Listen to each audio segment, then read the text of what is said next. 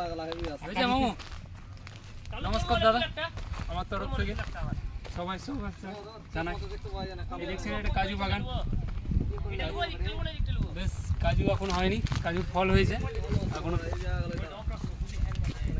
ধরেছে ধরেনি এখনো, মোটামুটি ফুলটা হয়েছে। আশা করি সবাই আসবেন, এখন দেরি আছে, মিনিমাম 3 মাসের মধ্যে কাজু কমপ্লিট হয়ে যেতে পারে। ভিউটা বেশ খুব সুন্দর। জায়গাটার নাম বলে দাও। রাজগ্রাম। রাজগ্রাম আসবেন, বীরভূম ডিস্ট্রিক্ট করছে আমাদের।